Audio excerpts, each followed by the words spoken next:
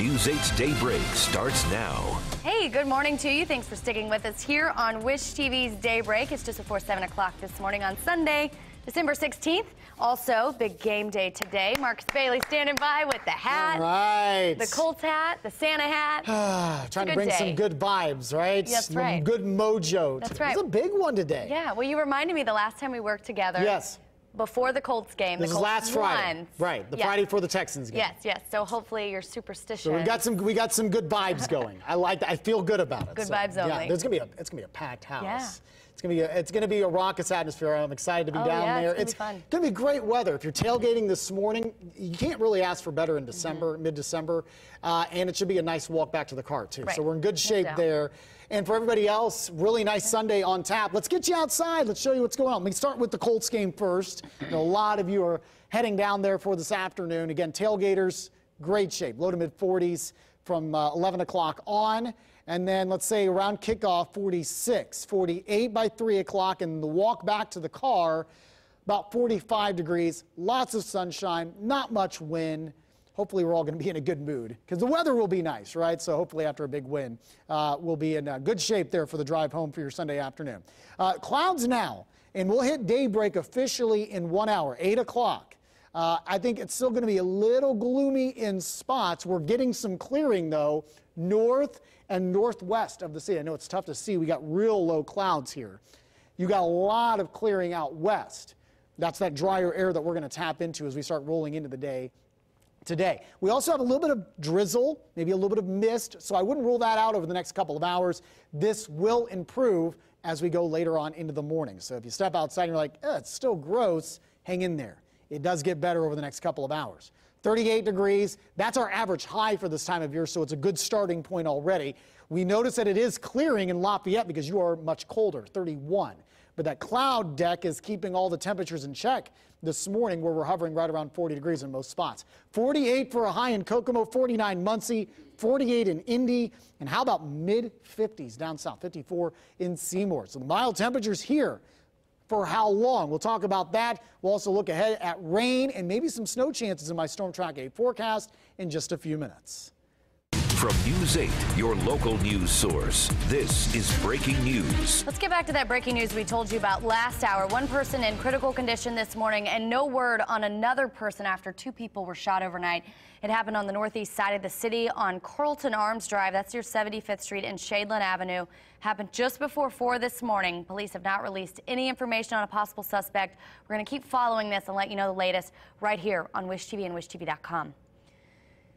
New this morning, another robbery in Broad Ripple, the latest in a string of crimes targeting small businesses in the area. The T-shirt store where it happened has now been hit twice. News 8's Julia Dang is live from the shop this morning on Broad Ripple Avenue. Julia, what can you tell us? Hey, Emily. Well, somebody was taken into custody after the shop was targeted again yesterday, but police tell us it is an active, ongoing investigation. No charges have been filed, and there's no confirmed link to the other robberies we're following here in Broad Ripple.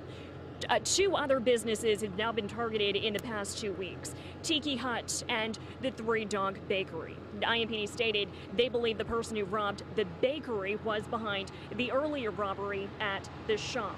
The general manager says her sister was at the register when a man came in, demanded money, made her lay on the ground, and told her not to get up until after he left with her phone.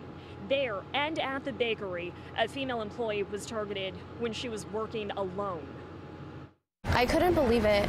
It was so shocking. I never thought something like that would happen here. I am freaked out. If you get an uneasy feeling, just call the police.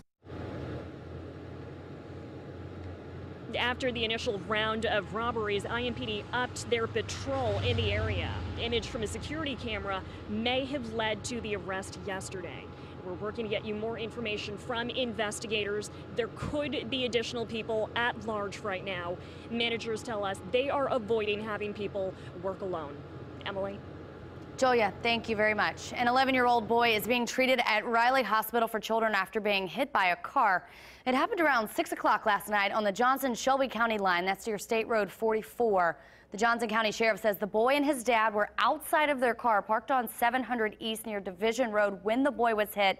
He was flown to Indianapolis. No word just yet on the extent of those injuries.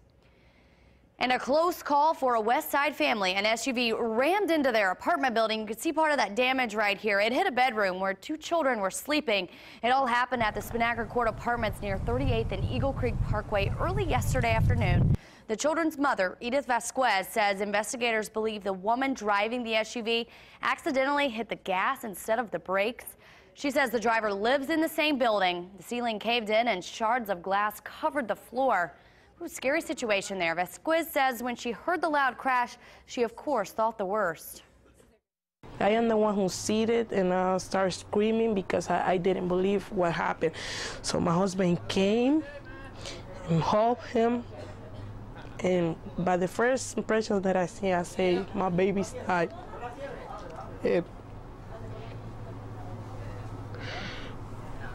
And today we cool that my baby is alive. Wow, both of those kids are okay. The apartment complex is trying to move Vasquez and her family to another building until the damage can be fixed. No word just yet if the driver could face any charges or citations. A fourth person sentenced in the death of a malnourished 9-year-old has been sentenced. Hubert Kramer pled guilty to neglect charges in Vigo County. He was sentenced to 8 years in prison and 4 years on probation. The boy was blind, had cerebral palsy, and weighed less than 15 pounds when he was found in February of 2017. The boy's primary caregiver was Kramer's wife, Robin Kramer. She was sentenced to 36.5 years in the case. Kramer's adult son and girlfriend also charged. They're already serving time. A church is heavily damaged after a massive fire breaks out on the near northeast side. It happened at the New Bethel Missionary Baptist Church just before 5:30 yesterday. A Boy Scout troop was inside at the time having a meeting. According to firefighters, though, everyone got out okay, but it took about 21 different units from IFD to work on that fire. Crews did contain the fire to the fellowship area. It did not reach the sanctuary. We're working to find out if there's going to be church services this morning. Good News Ministry is in need of your help after a fire earlier this week happened there. Look at this right there. You can see the damage on your screen. On Monday, a fire ripped through the men's shelter, causing more than $150,000 worth of damages. Part of the dorm and men's restrooms have been deemed unlivable. Another dorm has smoke damage and there's water damage as well. The shelter is taking donations. If you'd like to help out, just log on to our website, wishtv.com. New on Daybreak this morning, investigators in Colorado are searching a man's property for signs of a mother who went missing late last month. That man is Kelsey Barrett's fiance. You can see heavy digging equipment and backhoes being brought to the property. Police have so far not named the fiance as a suspect or person of interest in the case. And the man's lawyer says his client wants to take whatever steps necessary to find Barrett. She was last seen November 22nd at a supermarket with her daughter. There's now a $25,000 reward for information that leads investigators to Barrett. This small plane here made an emergency landing Saturday on a Southern California beach. According to police, no injuries reported.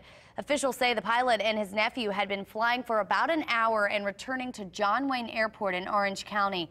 That's when the emergency landing happened. The Orange County Fire Authority says the pilot told him he landed in Dana Point because the plane lost power. There was no damage to that plane, luckily. Family, friends, and others gathered in Ohio last night to remember the 5 children killed in a house fire. Last weekend's fire also left 2 firemen hurt.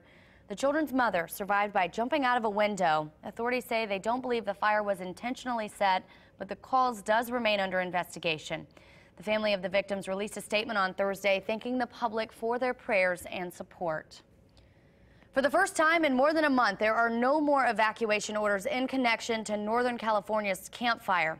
The wildfire began in early November and burned more than 153,000 acres in Butte County.